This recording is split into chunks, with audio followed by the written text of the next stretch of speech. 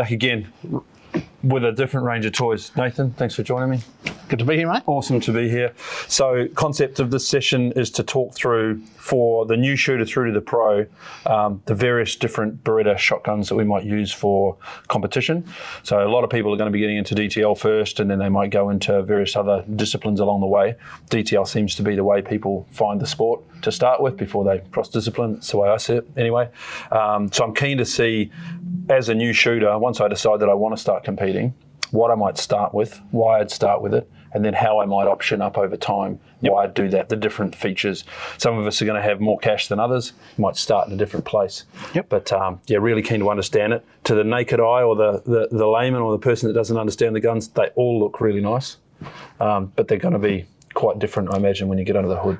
Correct. The big thing that we see as sales guys in stores is the new shooter, they go to a come and try day, or they go to a club invited by a friend, they have a shot, but they don't understand or know what they want to buy, what they need, and that's the big problem. We say they walk into a shop, the shop sell them a sporting gun, they go to a down the line club, and the gun will work, sort of, but it's not the right gun for that application. And that's what we see as sales guys in store. So getting the right information to the new shooter is key for us.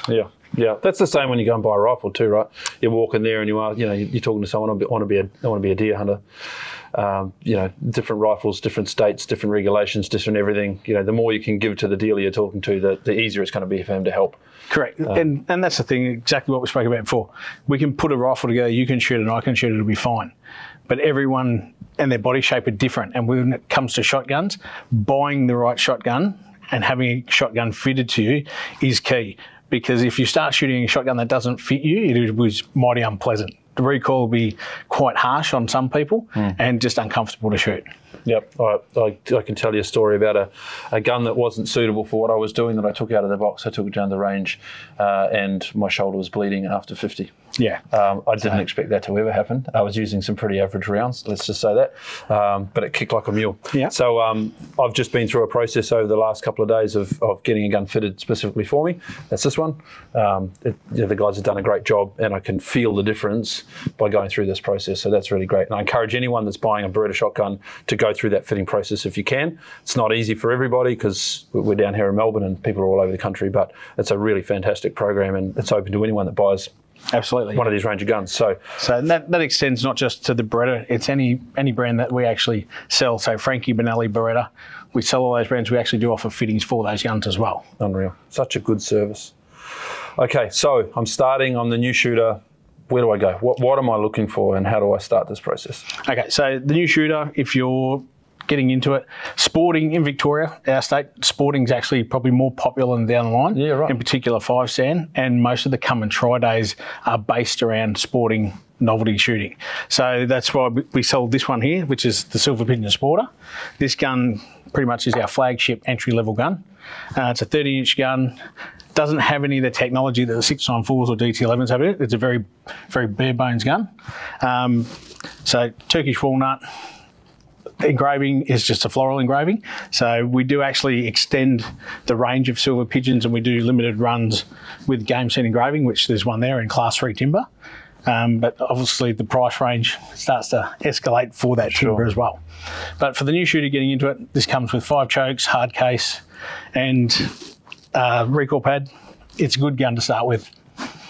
So. Yeah, we started with Silver Pigeons years ago, and they took us through the grades quite comfortably. It was only once we started chasing 1% increment changes, trying to be better and better, we started to look beyond this platform. What is different about this, though, than some of the high-end guns? So if we're talking specifically about the Silver Pigeon, you say the technology is not the same as what's in some of these other ones. What type of technology are you talking about? Is it made of different things? Okay, materials of the gun are exactly the same. It's the process in which they make the barrels. So you've got your Stellium barrels on your 694s, Stellium Pro, Stellium Plus. Okay. So here you've got your 3 different variables in your barrels. So you've got the standard Silver Pigeon, which is Stellium, which is 65mm forcing cone. So it's basic gun, not a lot of technology in the gun. From there, you step into your 694, which has got your Stellium Plus. So this one's got a 360mm forcing cone, so it runs from here right down to here in a taper. So what it does is gives it a better ballistics and softer gun to shoot. So less felt recoil, better ballistics. That's the idea of it. And this one here, which is your DT11s, SO5s now as well. The Stylium Pro, they've got a 480mm forcing cane. So it runs from the block right down nearly to the end of the muzzle. So as the shot travels, it tapers down, gets to the end and funnels out the end. So better ballistics, softer gun to shoot, and better performing gun. Yeah. So what it does is gives a better overall pattern. So instead of the shot coming out and travelling straight into a tight forcing cane, it comes into a fairly open forcing cane and tapers as it travels. So as the shot travels down the barrel, it tapers in and exits out the end. This gun doesn't have any of that technology in it. However, when you get a gun fitted to you, a lot of that's mitigated by the fitting. Right. So if the gun fits you comfortably, then there's less felt recoil. Okay. So you've got a really good display over here of Stylium Pro and Plus that we'll have a look at a bit later on. What is that process? Like, I was looking over there saying, well, if one's better than the other, is there a massive cost difference between barrel manufacturing? Is it? Yeah, but it would be a cost thing in the manufacturing. Yeah. So obviously time to make that barrel versus time to make a standard barrel. Sure. Yep. You go over there and have a look, and we'll cut this stuff in, but the difference to the naked eye, and I know this is completely layman, non-engineer guy, I go and stand over there and I look at it, and the difference between the top one and the other one is about 10 inches of a different colour. Yeah, it is. Correct. So it's just the colour. I'm sure there's heaps of tech that goes into it. But the less felt recoil is one of the biggest things for doing it. So. Yeah. Okay. So you talked about chokes that come with this. Yep. Do you want to briefly talk through the different types of chokes and why you would select one over another? Okay, so the choking system in all of these guns here is the same. They're Optima Choke High Performance. Some of the old guns are an Optima Choke and the really old ones are Mobile Choke. It's just as technology has progressed, they've changed the choking system, barrels have progressed, they've changed that choking system as well. So the difference between flush fitting and extended, pretty much the extended chokes, you can see what's in the gun without looking in the end of the gun. Right. So the flush fitting chokes are all notched. So 1 is a full, 2 is a 3/4, 3 is a half, and so on. Whereas you can actually look at the colour-coded chokes. So green is a half, black is a 3/4. So, or with the silver ones, they're actually engraved on the side what they actually are. Yeah, okay. So mainly for ease of working out what choke is in the gun. So this one here is obviously got, what do you call them, flush? Flush fitting, Right, flush fitting.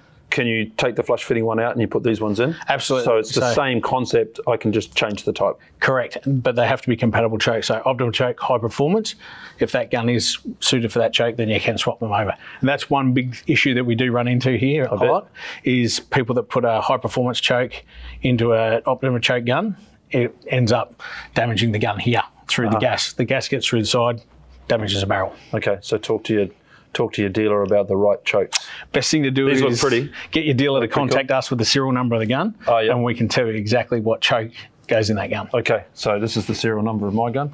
If you're looking for the pretty ones at the end before I go. Correct. Great. All right, cool. So we step up from this to what's next? So that's a sporting gun. So from here, you can step into this gun here, which... Well, so let's cover that first. Yep. Sporting gun versus a trap gun. A trap gun. Okay, biggest difference between the two is the stock configuration. So sporting gun will usually have about 15 to 20 mil of drop in it from front of the comb to the heel. Yep. The trap stock will usually have 5. So less drop, because in sporting you're shooting a range of different targets. Down the line shooting, you're shooting a target that's always climbing, going away from you. Yeah, it's consistent. So, correct. So you want that gun to shoot fractionally higher. So a lot of the down the line guns are set up to shoot 60% high to 80% high, whereas your sporter will usually shoot 50-50. So that is the big difference. Yeah. And the trap guns will usually have a beaver tail forend, but once you start to progress into the 11s and the 694s, all the forends are the same. Okay, so if I'm not really sure what I'm going to do, and you're saying down here people are getting into sporting, up where we are, or maybe it's just the club that we're part of, there's lots of down the line. Yep. Right, so that's the way it works. If I had to pick one over another that could cross-discipline, would you go for one over another, or is it still going to be personal preference?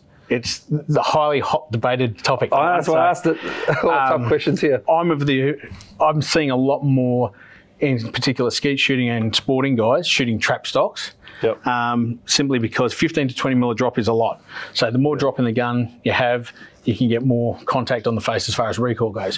Whereas with the trap stock, you got 10 mil of drop, there's less drop, less felt recoil on the face, and your eye position on the gun is probably better and more comfortable. Yeah, okay. So vision is key. Vision is key, okay. So if we're not sure, potentially this way, we won't hold you to it. Someone's going to disagree with us. That's okay. It's just an opinion. Correct. All right. So we've got those two different styles of rifles, guns, and if we've got a little bit more and we want to put more technology into it, we've decided we're going to do this for, I don't know, ever, like we do once we get addicted. What would be the second option up from this, or the option up from this? Okay. The progression from Silver Pigeon is usually to 694 or DT11, depending on people's budget, obviously. So the big one is, okay, so you've been shooting a lot of sporting, you decide you want to go to something a little bit better. Yep. So you come in to this one here. So that's your 694. Let's put this aside for a sec. So this is a 694 choke gun, adjustable comb. So it's got everything that you could possibly need to set your gun up to shoot competition with. So, and if you wanted to shoot field with it, you can just drop the comb till you get dead flat on the rib and shoot it that way. Yeah, yeah. That's why you talk about a trap gun for shooting sporting. You can actually flatten the comb out and get it to shoot 50-50. And then put your comb back in to shoot down the line and get it to shoot 80-20, 60-40, wherever you want that point of impact. There's an interesting conversation we had when we were fitting this gun yesterday about, so this is slightly offset for me. It's dropped right down so that I've got the sight picture that I want. Everything's perfect, looking forward to shooting it. But then when they talked into the minor adjustments that you might make in a competition weekend, and here we go, everyone's different, but I hadn't even considered the fact that I'm going to shoot double barrel, single barrel, and then I'm going to set myself up for handicap. Yep. And I might make adjustments here just for handicap. We're going to make adjustments at this end as well for handicap. When you talk about chokes. Okay, that's an interesting one as well. So for the new shooter and shooting handicap shooting, most new shooters in C grade will be shooting 15. From 15 metres. Then you'll get your advanced guys who will be shooting from 25 metres, which is the maximum. Yep. So a lot of the guys I know that shoot handicap, me included, shoot from 25. Well, I shoot full and full. A lot of guys shoot tighter chokes as well, 3/4. Do you change that for that discipline? Handicap, You do. Yep, absolutely. What about this end? Nothing. I don't change it. You don't change it. You know people that do? I know a lot of guys that do. So a lot of guys might put a washer in or take a washer out to shoot handicap. It's just what they're used to. It's the same as shooting doubles. So some guys will shoot doubles. They'll put a half, a quarter and a half, or half and 3/4 choke in. They may lift that comb up a couple or down to get it shoot higher on that first bird because they spot shoot the first bird. Yep. So it's personal preference. Like my son, he shoots off 17 metres. He shoots 3/4. Off 15 metres, we'll shoot half and 3/4. So, but that's just what we like. But everyone's different. So, but this gun gives you the ability to start making those changes. This gun gives you the ability to tinker. Yeah. So send you straight down a rabbit hole. Exactly. You don't want to start, yep. but you can do it, which is pretty cool. Correct. But if you're having a purpose-built competition gun, you can get a custom stock built for you, but the unfortunate thing is you put weight on, you lose weight. The first place you put weight on and lose weight is usually your face. So having the adjustable comb is a massive advantage. Yeah. Yep. Keen to play with it. It's the first competition gun that I've had with an adjustable cheek piece. Yep. So and with adjustables, there's a lot of different adjustables available on the market. The Beretta B Fast is one of the only ones where you can actually alter front and back, drop it forward, drop it back. So a lot of the others you can move side to side and up and down, but you can't actually put drop in the front, more drop in the back. Yep. So it's a very good system, that one. And in terms of barrels, these come with Stelium what version? So these are the Stelium Plus. Plus? Yep. Yep. So extended forcing cone down to about here. Yep. So it gives obviously less felt recoil, better ballistics.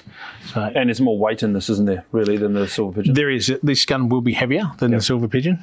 A little bit better grade of timber as well. Yep. But the gun can look pretty. It just still doesn't mean it's going to shoot any better. At least you can look good. That's exactly right. All right. So any other technology differences in here compared to the Silver Pigeon?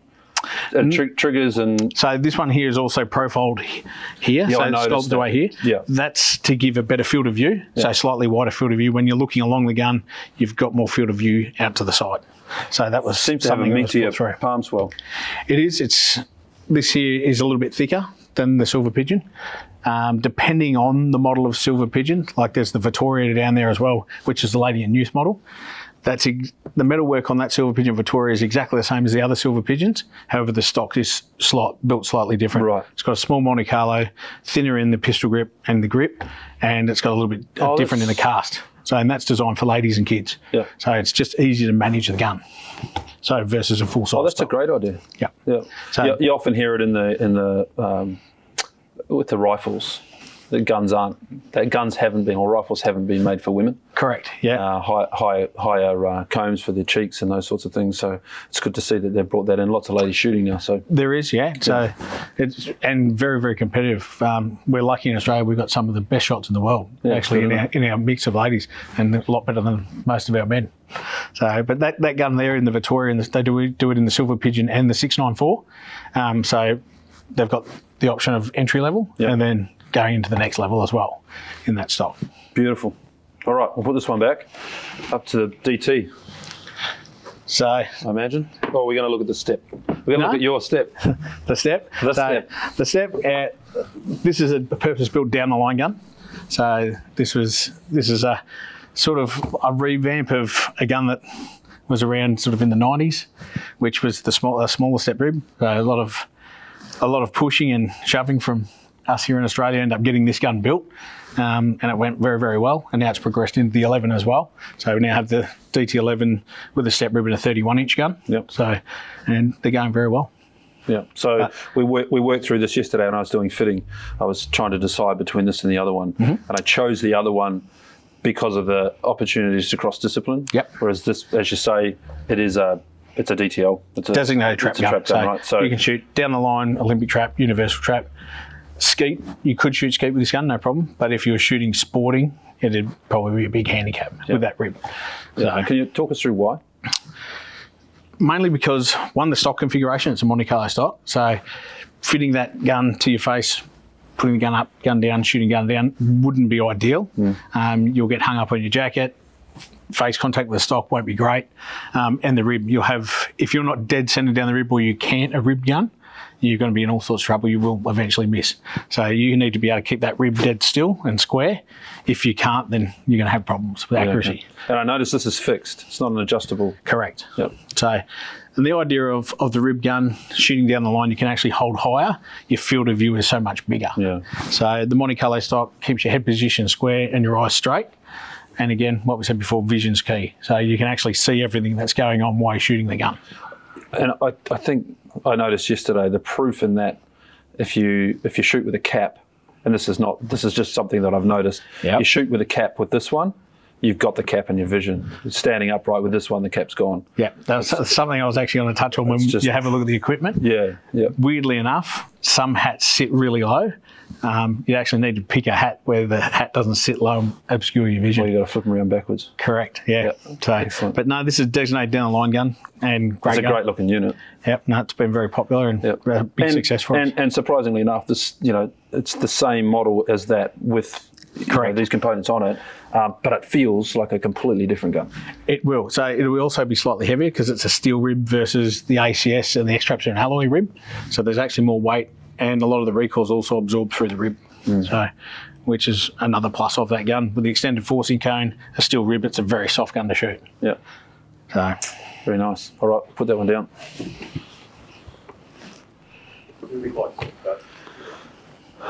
Before we get into this one, we had a really interesting conversation down in the workshop about centre bead, mid bead. Are you on the? Another hot topic. As a kid, I hated centre beads. Really? My dad had always organised to get one put in my gun, and it would mysteriously make its way out of my gun again.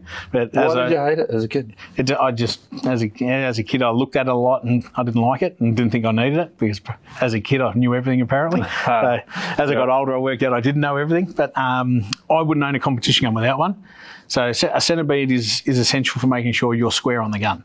So you can see slightly down left side, right side, and it also gives you an indication on the height that you're shooting on the gun as well. Consistency, right? Yeah. I've certainly noticed that, it's not just lining up your figure eight or one over the other or blotting it out, but it also tells you if you've got a Slightly twist. left and right, You've got a twist on, you've mounted it slightly incorrectly. You know you have anyway. Yep. You know how often you mount the gun, you know it's slightly wrong, you're going to take the shot anyway, and then you look at the bead and you go, you know what, I've confirmed this is wrong. Correct. Reset. And once you've shot enough, your body develops muscle memory, so you know when you put that gun up that it's wrong. But why do we still take the shot? Because the brain says drive anyway.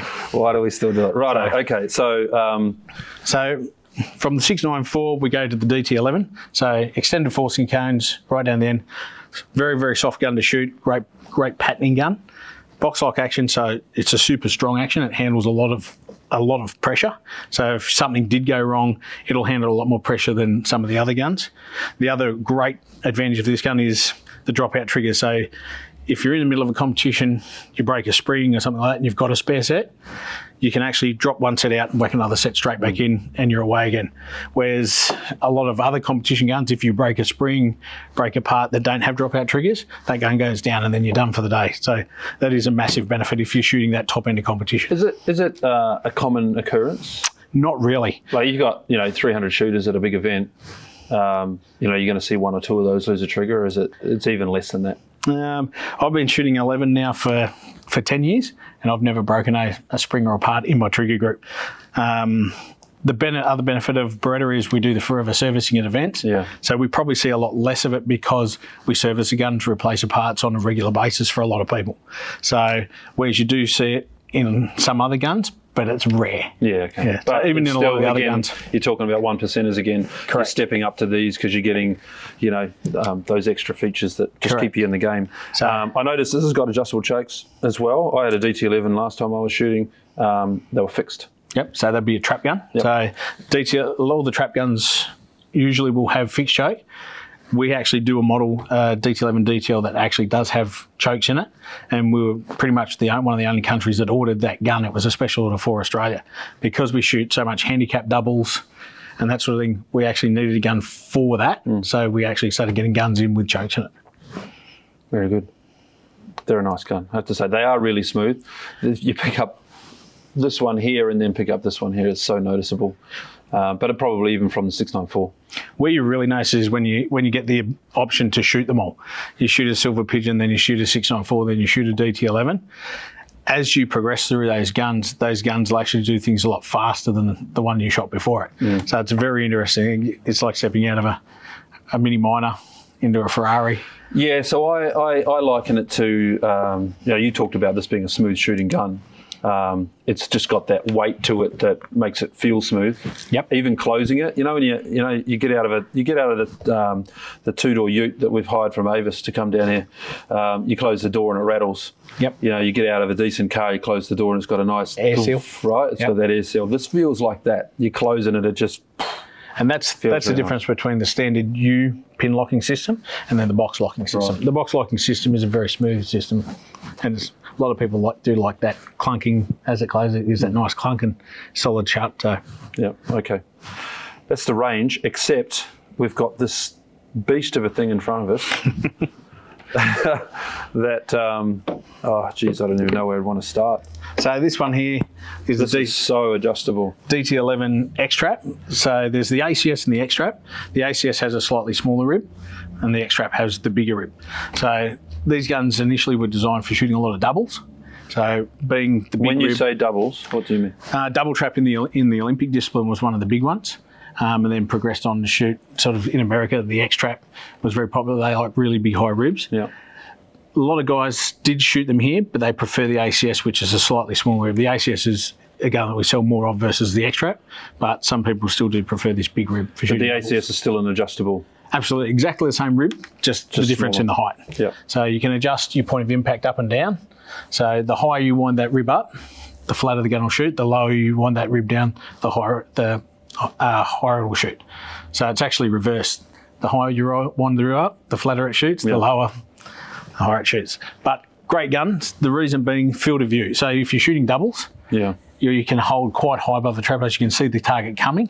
As the target gets here, you pull the trigger and move and shoot the second one. So there's less gun movement. That was one of the beautiful things about it. So many adjustable pieces though. Yeah, so adjustable comb. So the big thing of setting up Look the how high it ACS, yeah, it's a meaty beast. Oh, But the big thing of setting these up is you set your rib to the middle position, you set your comb up to, you've got a figure 8, shoot it on the pattern board, and then start making your adjustments on the rib, get it to where you want it, and then just put the washers in to get a figure 8, and the point of impact will still be there because you're adjusting it via the rib, not via the comb, to get the height. But then I guess discipline comes into play here. You miss a shot, you miss 2 shots, you have a bad day. Do I start mucking around over here? And it's a tinkerer's delight, this gun. So all of exactly a sudden, what I spoke about before. Hating yourself. So I know a couple of guys that do have these, and it's not uncommon to see them turning the dial, walking from 5 to 1 on a down. Can you imagine? So mid comp. Yeah. All right. So that's But is if you want a gun that's fully adjustable, that is the beast. That one there. Yeah. Unreal. So also choked as well. So that's one of the big benefits of it. People shooting doubles. Some people, the Americans, will shoot a very open choke in the first one. They shoot so quick because they spot shoot the first one, and have a medium restriction choke in the second one because they shoot their pairs so quick over there. Yeah. So, yeah. And again, I've been lucky enough to go to the States and shoot over there. Some of the juniors and ladies you see shoot over there are a lot better than most of the men, and they shoot guns with big ribs, but very long guns too. They shoot a lot longer barrels than we do, but super quick shooters. So interesting that different countries have those different preferences. Yeah. Yep. So the Americans shoot shoots more single barrel than anything. So they shoot under singles and over singles. So, which these guns, you just don't see these guns on a down the line circuit there. Yeah. Well, you've raised a good point. Just in setup of these things, bottom barrel or top barrel first? So they're all set up to shoot bottom barrel first. It's very rare to see someone shoot the top barrel first. I have seen it, but there's no real advantage to it. Yeah. Something to know for those that are out there picking these things up and having a crack with them. I've had some fun with one for the last 6 weeks. I keep knocking this selector. It's become my excuse, hasn't it? That's a good point, Brown. So this one's actually pinned. This one here, so you can't actually flick out. So I always shoot bottom barrel first, so it's pinned from the factory. The 694 has an actual feature in it, whereas if you want to change the barrel selector over, you've actually got to pull the safety on, flick it over, and push it back. So we're safe. Correct. That's a good feature. You can't flick it over because what you're saying is right. Some people actually will push the lever, and they'll actually flick that into the middle position, then the gun won't function. Yeah. Well, Neil told me that that's probably what I was doing. Yeah. I was blaming it on a loose component and maybe recoil doing something, but I then thought it was happening when I was cleaning it.